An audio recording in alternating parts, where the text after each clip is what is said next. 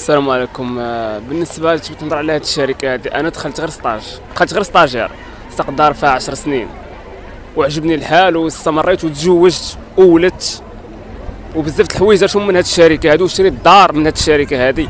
يعني ما يمكنش احنا 400 واحد على قبر 13 واحد غادي نضيعوا احنا كاملين، يعني غتضيع 400 عائله على قبر 13 واحد. يعني وصل داكشي اللي باغي هو. انا بالنسبه لي يلاه بادي، انا يلاه عندي 26 عام، يلاه بادي، يلاه بغيت نكون اسره، بغيت ندير مستقبل، بغيت ندير بزاف د الحوايج. هذوك راهم وصلوا، ما يمكنش حنا نجيو يديروا لنا هذه الحاله بحال هكا.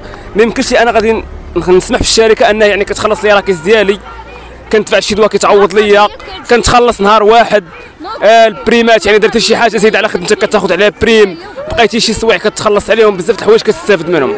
علاش هاد الناس ديال النقابه نايضين؟ ما عرفتش علاش. الا جبتي خبراء ديال القانون وحطيتيهم وسط من السوسيتي انهم يديروا البحث ديالهم، ما غيلقاو حتى شي خلل. ما كاينش ولو غرام ديال الخلل، ما كاينش. كلشي مضبوط، كلشي مضبوط، لاكيس الفيش دو بير خلاص، كلشي ديكلاراسيون، كلشي شنو باغيين هما ما عرفتش. يعني انت دابا غادي نجيبوا لك واحد غتسولو خويا شنو المشكل اللي عندك، اقسم لك بالله لا عطاك يعني شي مشكل. علاش؟ ما عندوش سبب، هو اصلا ما عندوش سبب علاش داخل النقابه، هو ما عارفش راسو علاش اصلا داخل النقابه. علاش غادي يدخل النقابه وانت يعني جميع المواصفات ديال العمل يعني خدام فيهم مرتاح مزيان؟ علاش؟ ما عرفتش اخويا. هادو